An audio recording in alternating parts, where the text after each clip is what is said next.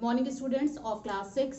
Today we are going to proceed our chapter number 8 that is body movement. आज हम अपने chapter number 8 body movement में और भी कुछ पढ़ने वाले हैं. So students, what we have studied in our previous video. In our previous video we have studied about the description of skeleton and the functions of the skeleton. हमने इससे previous वाले वीडियो में डिस्क्रिप्शन, पूरा skeleton का description पढ़ा, skeleton के function के बारे में पढ़ा और आज हम स्केलेटन के वही जो मेन पार्ट्स हैं जो हम लोग पहले पढ़ चुके हैं, बहुत शॉर्टकट में पढ़ा था, उसको हम थोड़ा सा डिटेल में जानेंगे. Clear? So today we are going to study about the skull. First of all हम लोग पहले पढ़ने जा रहे हैं स्कल के बारे में. Clear? So let's start. So the bony part of our head is called skull. First question आता है हमारे मन में कि स्कल कहते किसे हैं. So स्कल जो कि आप हिंदी में उसको खोपड़ी भी कहते हैं, है ना. तो ये जो स्कल है ये आपका बोनी पार्ट है जो कि आपके सर पे है, जो कि आप देखते हो. ये जो फेस का पूरा पार्ट है that is called a skull. Clear? Now the skull is made of 22 bony plates joined together. और ये जो स्कल है ये पूरे 22 बोन्स से मिलकर बना हुआ है. और ये जो बोन्स होती हैं बिल्कुल प्लेट्स की तरह बोन्स होती हैं, यानी चपटी बोन्स होती हैं. क्लियर? तो ये पूरे ही आपके that is main point 22 bony plate से मिलकर बना हुआ है. ठीक है.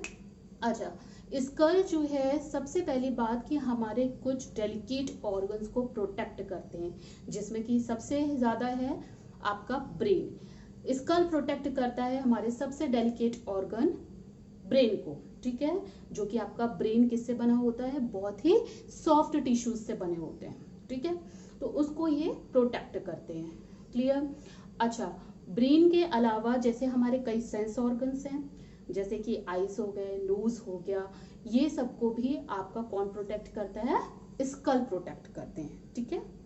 नाउ अब हम कुछ पढ़ेंगे फंक्शंस ऑफ द स्कल. अब हम स्कल के कुछ फंक्शंस के बारे में पढ़ेंगे.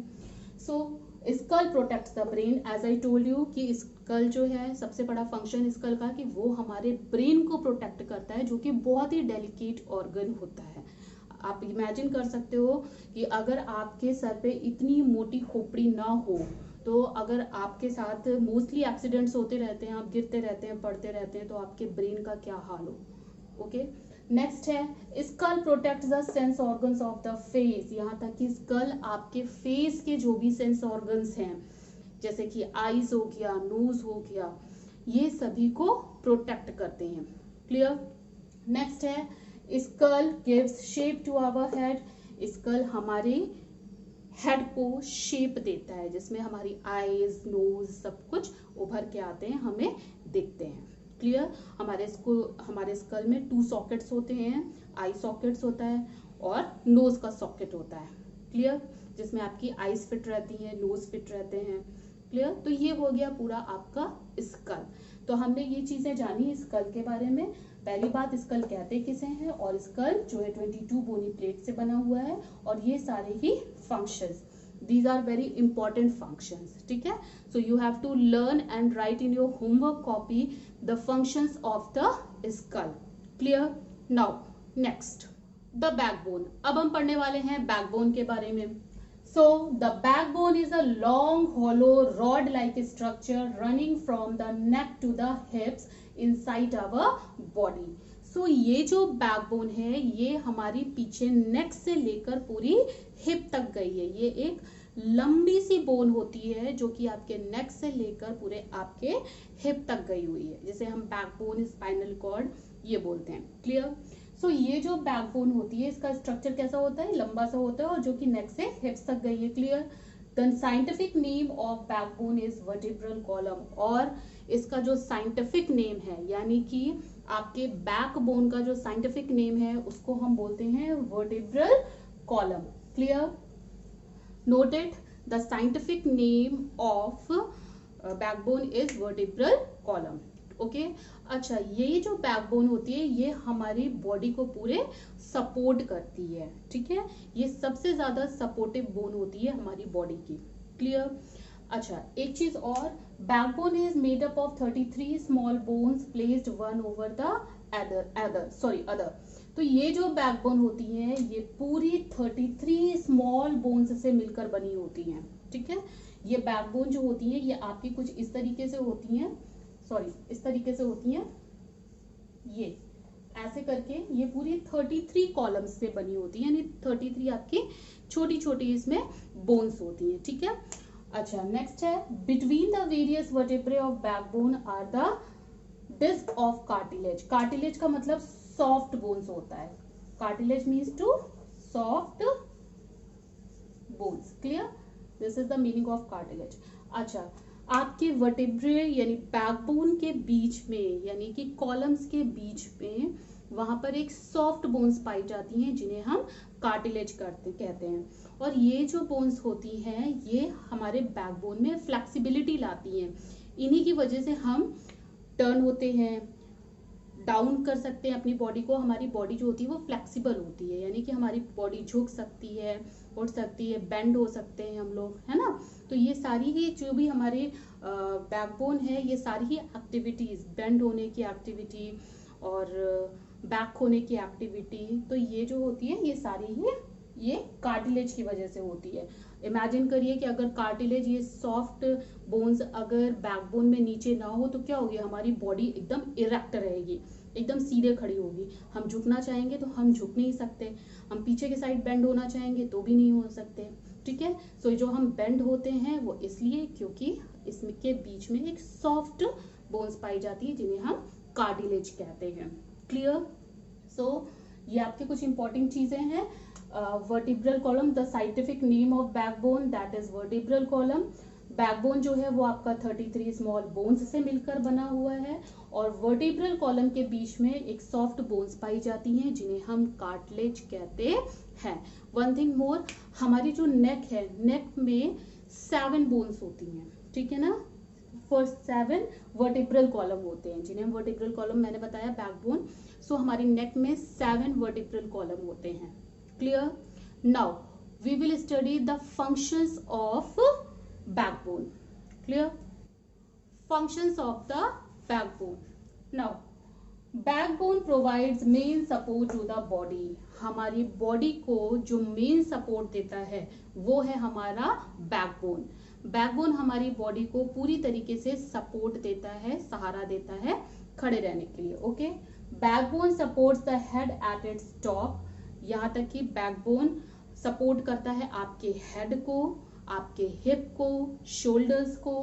Backbone attached shoulder bones, ribs and hip bone, ये बैकबोन ही है जिससे कि आपके रिब्स अटैच्ड रहते हैं, आपके हिप की जो बोन है वो भी आपकी बैकबोन से अटैच्ड होती है, आपकी जो शोल्डर्स बोन होती हैं वो भी आपकी बैकबोन से अटैच्ड होती है। तो ये सारी ही बोन्स जो है वो आपकी बैकबोन से अटैच्ड होती हैं, क्लियर।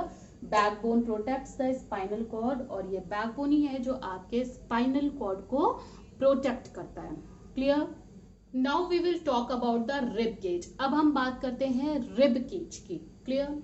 सो रिब केज क्या है, the whole bony structure formed by the ribs is called rib cage. Rib और केज, केज का मतलब जैसा कि आपको समझ में आ रहा है कि पिंजरा, ठीक है ना। और रिब्स, रिब्स मीन्स टू जो भी आपकी बोन्स हैं, वो बोन्स जो कि आपकी चेस्ट से लेकर आपके बैक तक गई हैं वो बोन्स, ठीक है। सो ये जो रिब बोन्स होती हैं, ये जो आपका रिब केज है वो एक तरीके से हॉलो है, यानी कि खोखला है। ये जो केज एक तरीके से बना हुआ है ये पूरा खोखला बना हुआ है, क्लियर। और इसमें जो होती हैं वो 12 पेयर ऑफ रिब्स होती है। There are 12 pairs of ribs in the chest of our body, और ये जो रिब्स होती हैं ये पूरी 12 होती है, clear. Ribs are curved bones in our chest, और ये जो रिब्स होती हैं ये कर्व्ड होती हैं, क्लियर। सो ये जो रिब केज है, पहली बात तो ये रिब केज हमारे बैकबोन से कनेक्टेड रहती हैं। ये रिब केज पीछे से आपकी जो बैकबोन है जिसके बारे में अभी हमने पहले पढ़ा, तो ये रिब केज आपके पीछे की बैकबोन से कनेक्टेड रहती है और पीछे से ये कर्व्ड होके हमारी चेस्ट बोन पर आके मिलती हैं। आपके सामने की तरफ भी एक स्मॉल बोन होती है इस तरह से, ठीक है।